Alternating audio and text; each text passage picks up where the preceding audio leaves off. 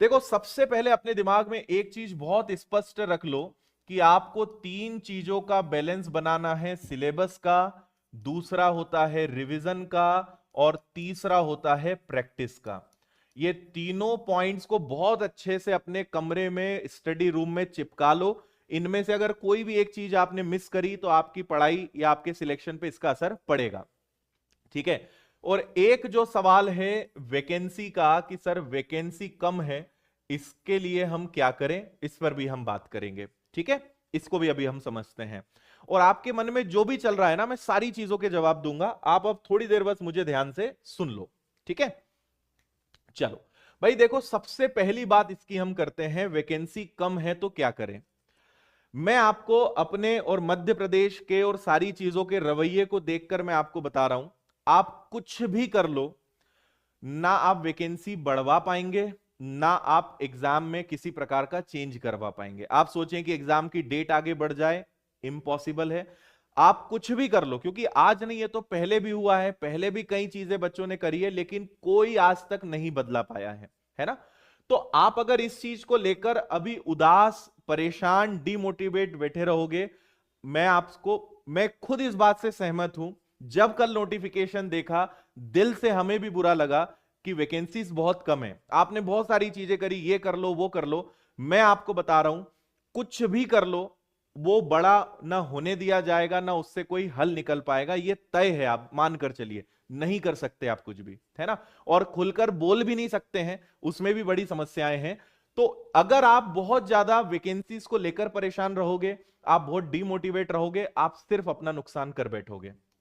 ठीक है, मेरी इस केस में एक ही सलाह है कि अब जो है उससे लड़ा जाए, अब जो है उसमें बेहतर किया जाए, यही ऑप्शन है। क्योंकि सरकार ने जितना बोला था उनके पॉइंट से उन्होंने वैकेंसी ज्यादा दे दी है। क्योंकि अगर आप देखेंगे तो लगभग 300 350 वैकेंसी आंगनबाड़ी कार्यकर्ताओं के लिए निकाल दी, 200 सवा 200 वैकेंसी यहां निकाल दी, तो उन्होंने उनके हिसाब से तो टोटल 500 600 पद दे दिए हैं, जबकि बोला 328 पद था।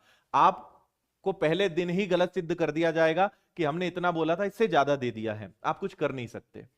बेटर है कि पॉजिटिव रहिए, जो है उसमें बेहतर करने की कोशिश करिए, और अगर इसमें भी अच्छे से मेहनत की जाए, अच्छे से पॉजिटिवली इसमें लड़ा जाए, तो आप अपना सीट पक्का कर सकते हो। ठीक है, और बाकी आप इस बात से समझना, वैकेंसी कम है, ठीक है, जो भी चीजें हैं, इससे आपकी तकलीफों से किसी को फर्क नहीं पड़ने वाला है। और इस चक्कर में अगर आपने अपने और 10 12 15 दिन खराब कर दिए, कई लोग खराब करेंगे, 15 दिन बाद समझ में आएगा कि यार अब कोई मतलब नहीं है, ठीक है, कोई मतलब नहीं है, तो उसके बाद पढ़ाई चालू करोगे, 15 दिन में नुकसान अपना और ज्यादा कर बैठोगे। बेटर है जो है उस पर आप आगे बढ़ें। आपको लगता है कि सर बहुत कम है, हमारा इतनी वैकेंसीज में नहीं हो पाएगा, दूसरे एग्जाम्स हैं, आप उन पे फोकस कर सकते हो, यही ऑप्शन है। इसके अलावा मतलब मैं बहुत प्रैक्टिकल और एक सही आपको सलाह दे रहा हूं।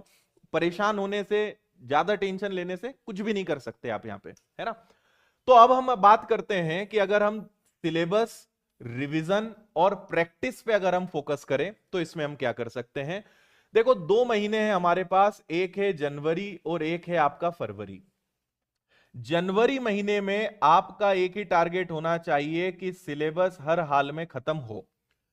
जो बच्चे पहले से तैयारी कर रहे हैं, जो बच्चे पहले से अधूरे कोर्स में हैं, उनके लिए जनवरी में एक ही टारगेट होना चाहिए कि सिलेबस खत्म हो, और फरवरी महीना आपको सिर्फ और सिर्फ प्रैक्टिस करना चाहिए। पूरा फोकस आपको किस पे करना है, प्रैक्टिस पे।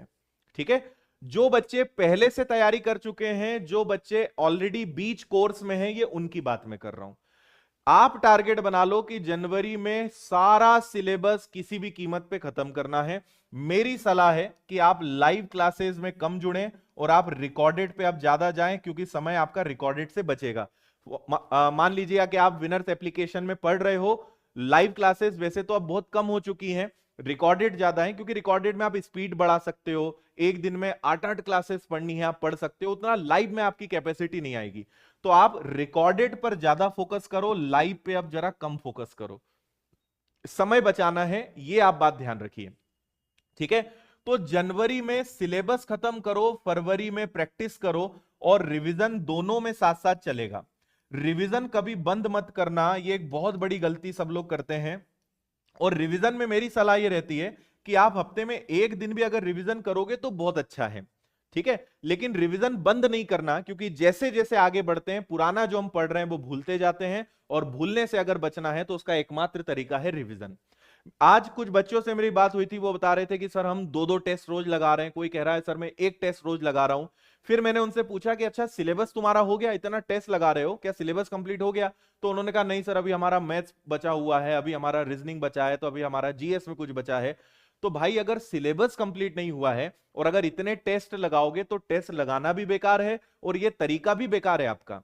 क्योंकि जब आप तैयारी ही अधूरी है, टेस्ट लगाओगे, जब मैथ्स नहीं पढ़ा है, मैथ्स का सवाल आएगा तो तुम उसको खाली छोड़ दोगे, तो फिर टेस्ट लगाने का मतलब क्या निकला? टेस्ट हमें तब लगाना है जब हम सिलेबस की तरफ से निश्चिंत हो जाएं कि हाँ सिलेबस हमारा हो गया है, अब टेस्ट हम लगाएं। तो इसलिए सिलेबस पे सबसे ज्यादा फोकस करो भाई। और जो लोग अभी एकदम जीरो लेवल पर हैं, जो अब शुरू करने का सोच रहे हैं, मैं आपको कहूंगा कि जनवरी में तो आपको सिलेबस पढ़ना है, और मिड फेब यानी फरवरी के जो 15 दिन हैं, आप मिड फेब तक जो है सिलेबस पे फोकस करिए, और आखिरी के अंतिम 15 दिनों में जो है प्रैक्टिस पे आप ज्यादा फोकस करिएगा, जो अभी से जीरो लेवल से तैयारी करना चाह रहे हैं। ठीक है, बात इतनी समझ में आ गई? तो प्रैक्टिस और रिवीजन ये आपका चलेगा। अब प्रैक्टिस के साथ एक चीज बहुत जरूरी है, और वो है आपका एनालिसिस। ठीक है, आप एक कसम खा लीजिए कि कभी भी आप टेस्ट लगाते हो, एनालिसिस हमेशा अच्छा और शानदार करना है। एनालिसिस से आपको पता चलता है कि मेरी कौन सी चीजें अभी वीक हैं, किस चैप्टर में दिक्कत आ रही है, किस सब्जेक्ट में दिक्कत आ रही है, किस चीज को रिवीजन करना है, किस चीज की और ज्यादा प्रैक्टिस करनी है, किस चीज के लिए अलग से टेस्ट लगाने हैं। ये सब आपको एनालिसिस से पता चलेगा। कई लोग टेस्ट लगा लेते हैं, देख लेते हैं कितने नंबर आ गए, छोड़ दिया, उससे आपका टेस्ट में कभी मार्क्स इंप्रूव नहीं होगा। कई लोग कमेंट करते हैं कि सर नंबर नहीं बढ़ रहे या इतने ही नंबर आ रहे हैं। लगातार प्रैक्टिस करने से, लगातार टेस्ट लगाने से और अच्छे से एनालिसिस करने से आपके मार्क्स बढ़ेंगे। जो नहीं बना है या जो गलत हुआ है उस पर रिसर्च करो कि इतना गलती क्यों हुई, या यहां हमने क्या गड़बड़ किया, या हमसे कौन सी चीज नहीं बन रही है। एनालिसिस बहुत डीप होना चाहिए। तो एनालिसिस, एक टेस्ट लगाओ एक दिन में, 2 दिन में एक टेस्ट लगाओ, लेकिन टेस्ट अच्छे से लगाओ। हमेशा क्वालिटी पर फोकस करो, क्वांटिटी पे फोकस नहीं करना भाई। हमेशा आपका एक ही टारगेट होना चाहिए, क्वालिटी। एक टेस्ट लगाएं 2 दिन में, लेकिन अच्छा लगाएं, अच्छे से एनालिसिस करें, अच्छे से ये देखें क्या गलती हुई है, उस पर हम काम करें, तो वो आपके मतलब का है। समझ आ रही है बात? तो ये आपका भी टारगेट लगभग होना चाहिए। और मैं हमेशा एक रूल देता हूं आपको 80-20% का। अभी आप अपने दिन भर के समय का 80% समय आपको सिलेबस पे देना है, थोड़ा बहुत 20% समय आप प्रैक्टिस और चीजों को दें। जब आपका फरवरी आ जाएगा तो ये नियम पलट जाएगा, इधर आपको 20% समय देना है और इधर आपको 80% समय देना है।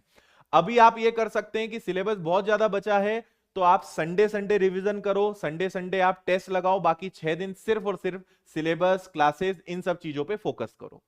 समझ आ रही है बात? तो अभी कहने का सिर्फ एक ही तात्पर्य है, मैं आपको आज स्टडी प्लान बता रहा हूं, 15 दिन बाद फिर से आपको बताऊंगा कि 15 दिन बाद लाइव आके फिर से बताऊंगा क्या चेंज करना है, फिर उसके 15 दिन बाद फिर से बताऊंगा। एग्जाम तक मैं आपको समय समय पे आके गाइड करते रहूंगा कि अब आपके स्टडी प्लान में ये चेंज होना चाहिए, अब आपके स्टडी प्लान में ये जुड़ना चाहिए, ये मैं आपको गाइड करते रहूंगा। फिलहाल मेरी एक ही एडवाइस है, सिलेबस 100% कवर करो। आपको यह कॉन्फिडेंस आना चाहिए कि सर मैंने सारे सब्जेक्ट्स और सारे टॉपिक्स पढ़ लिए हैं। यह वाक्य आपके मुंह से निकलना चाहिए कि सर मैंने पढ़ तो अब सब लिया है, पढ़ने में कुछ अब बाकी नहीं है, अब रिवीजन से और प्रैक्टिस से उस चीज को मुझे मजबूत करना है। तो यह सेंटेंस आपका निकलना चाहिए, तो कोई मतलब है।